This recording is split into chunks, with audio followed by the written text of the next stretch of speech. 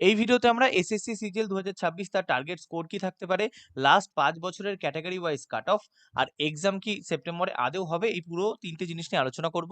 তো ফার্স্টে দেখে নাও, এইখানে আমাদের একটা চার্ট যেখানে আমরা 2021, 22, 23, 24, 25 আর তার একটা এভারেজ মিলে এখানে টোটাল আমরা একটা পুরো চার্ট বানিয়েছি। প্রত্যেকটা ক্যাটাগরি ওয়াইজ তুমি এই চার্টটা আছে, ইউআর থেকে শুরু করে ওবিসি, ইডব্লিউএস, এসসি, এসটি। তো সেই চার্টটা তোমরা যদি দেখো, আচ্ছা তার আগে দেখো একটা জিনিস, যে যারা যারা এসএসসি বা ব্যাংকিং আরো অন্যান্য স্টেটের এক্সাম, টিচিং এক্সাম, এই সমস্ত এক্সামের জন্য ইংলিশ পড়ছো এবং শর্টেস্ট আর ইজিয়েস্ট ওয়েতে পড়তে চাও, তারা অবশ্যই আগারওয়াল এক্সাম কার্টের জেনারেল ইংলিশ এই যে বইটা সবুজ রঙের, এই বইটা নিতে পারো।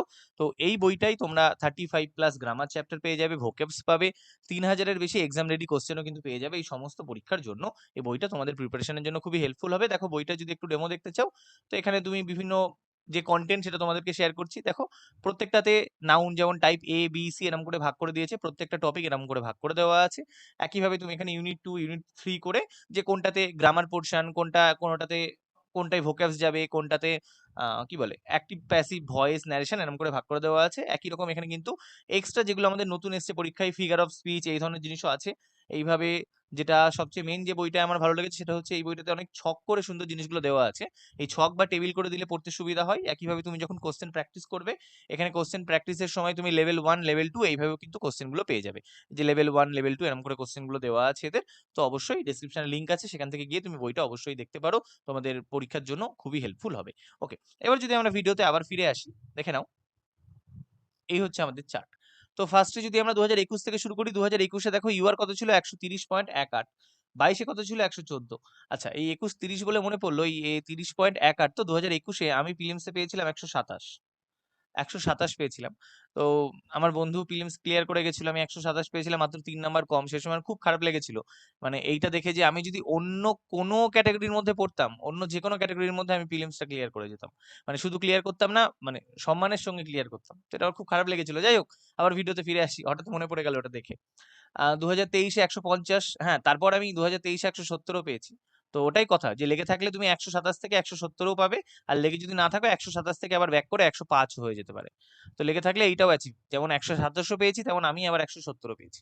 ওকে, তো 24 দেখো 153.19। আচ্ছা আর কি আছে, 25-এ 136, আর এভারেজ যদি করি 136.91। এভারেজে যদিও কোনো সেরকম কিছু নেই, কারণ প্রত্যেকটা জিনিসটা ভ্যাকেন্সির উপর দাঁড়িয়ে থাকে। 2022-এ এই দেখো 114, এত কম কেন? তার কারণ এখানে অনেক ভ্যাকেন্সি ছিল, 36,000-এর কাছাকাছি।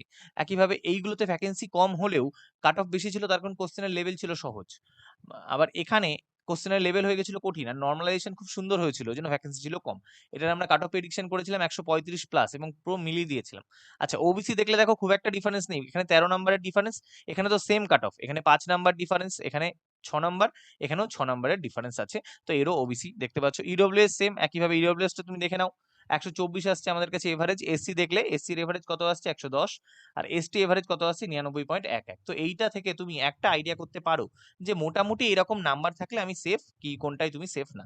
ওকে, এইবার এই আলোচনা তো হয়ে গেল, এবার এখান থেকে আমরা দেখি যে আমাদের টার্গেট স্কোর কি হবে। দেখো তার আগে একটা জিনিস দেখে নাও, পরীক্ষা কি আদৌ সেপ্টেম্বরে হবে? দেখো অনেক জায়গায় তুমি শুনতে পাচ্ছিলে পরীক্ষা সেপ্টেম্বরে হবে, বা আমিও তোমাকে বলেছিলাম যে সেপ্টেম্বরের লাস্ট উইক থেকে পরীক্ষা হতে পারে। তবে এখন জেনে নাও যে যেভাবে জিনিসপত্র এগোচ্ছে, এদের কবে ঘুম ভাঙবে আমি বুঝতে পারছি না। তবে সেপ্টেম্বরে পরীক্ষা হওয়ার চান্স 99% নেই। পরীক্ষা হতে হতে অক্টোবর চলে যাবে, পুজোর মধ্যে পরীক্ষা হয়ে গেলেও কোনো অবাক হবো না। আচ্ছা দেখো, ম্যাথ রিজনিং যারা অনলাইন অফলাইনে পড়তে চাও, অবশ্যই এই নাম্বারে হোয়াটসঅ্যাপ করে তুমি যোগাযোগ করতে পারো। আমাদের ম্যাথ রিজনিং এর পাশাপাশি তুমি কিন্তু ইংলিশ আর জিকে এর কমপ্লিট স্টাডি প্ল্যান পাবে, আর সবচেয়ে যেটা ইম্পর্টেন্ট, এখানে 24x7 তুমি তোমার ডাউট ক্লিয়ার করতে পারবে। আর আমাদের ডেইলি টার্গেট গ্রুপ থাকে, প্রত্যেকটা এক্সামকে টার্গেট করে কি পড়া উচিত, কতটা পড়া উচিত, সেটা কিন্তু এই পুরোটা এই গ্রুপের মধ্যে তুমি পেয়ে যাবে। আর রানাঘাটে আমাদের নতুন অফলাইন ক্লাস চালু হয়েছে আগস্টের 2 তারিখ থেকে, তোমরা সেখানেও অবশ্যই জয়েন করতে পারো। এই হোয়াটসঅ্যাপ নাম্বারে যোগাযোগ করে তুমি সমস্ত ডিটেল জেনে নিও। ওকে, আচ্ছা আর যারা যারা আমাদের টেলিগ্রাম চ্যানেল স্কোর বুস্টার এবি আর বেঙ্গল কম্পিটিটিভ ভ্যানা গ্রুপ জয়েন করোনি, অবশ্যই জয়েন করো। আমাদের হোয়াটসঅ্যাপ চ্যানেলও আছে সেম নামে স্কোর বুস্টার এবি, এখানেও তোমরা জয়েন করে নাও।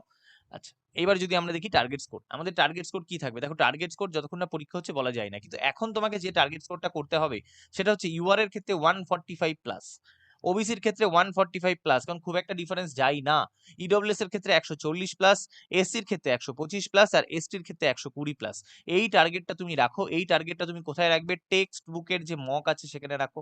এবার তুমি আরো যে মকগুলো দিচ্ছ লাইভ মক, সেখানে হয়তো কিছু একটু কঠিন হয়ে যাচ্ছে, তো সেই লাইভ মকগুলো যদি হার্ড হয়ে যায় সেক্ষেত্রে তুমি এখান থেকে -10 টার্গেট রাখতে পারো। আর টার্গেট স্কোরের থেকেও যেটা বেশি ইম্পর্টেন্ট সেটা হচ্ছে পার্সেন্টাইল। পার্সেন্টাইল পার্সেন্টাইল তুমি চেষ্টা করবে সবসময় যেন 90 থাকে। এই কার কার ক্ষেত্রে এটা? ইউআর, ওবিসি আর ইডব্লিউএস, এদের ক্ষেত্রে তুমি চেষ্টা করবে পার্সেন্টাইল যেন 90 থাকে। আর বাকিদের ক্ষেত্রে এসসি এসটির ক্ষেত্রে চেষ্টা করবে 80 থেকে 85 যেন পার্সেন্টাইল থাকে। তার কারণ স্কোর কমে গেলেও পার্সেন্টাইল যেন না কমে, এটা মাথায় রেখো। কারণ পরীক্ষা যদি কঠিন হয় স্কোর সবার কমবে, তোমার একার কমবে না। তো সেক্ষেত্রে পার্সেন্টাইলটা আমাদের আসল দেখার কথা। আর টার্গেট স্কোর, তোমরা এই স্কোরটা টার্গেট করো, তারপর পরীক্ষা হয়ে গেলে আমরা তো কাট অফ অ্যানালিসিস নিয়ে আসি। আর সেখানে কেমন অ্যাকুরেসি আছে, যারা প্রিভিয়াস ভিডিও দেখেছে তাহলে জানো এনটিপিসির যেটা ফাইনাল কাট অফ একদম পুরো মিলিয়ে দিয়েছি। আবার একইভাবে সিজিএল এর যে কাট অফ ছিল সেটাও কিন্তু মিলিয়ে দিয়েছিলাম। ওকে, ঠিক আছে, চলো আজকের ভিডিও এখানেই থাকছে। একটা শর্ট ভিডিও হলো, তোমাদের কাছে 2-3টে ইনফরমেশন দেওয়া ছিল, দিয়ে দিলাম। আর বইটার যে লিঙ্ক দেওয়া আছে ইংলিশের আগারওয়াল এক্সাম কার্ডের ডেসক্রিপশনে, তুমি সেখান থেকে অবশ্যই বইটা নিয়ে নিতে পারো। আজকের ভিডিও অবধি থাকছে, আর কোনো ডাউট থাকলে অবশ্যই তোমরা জানাও। এখন হাইপ অপশন আছে, সেটাও তুমি দিতে পারো। আর ঠিক আছে, চলো আজকের ভিডিও এই অবধি থাকছে। বাই।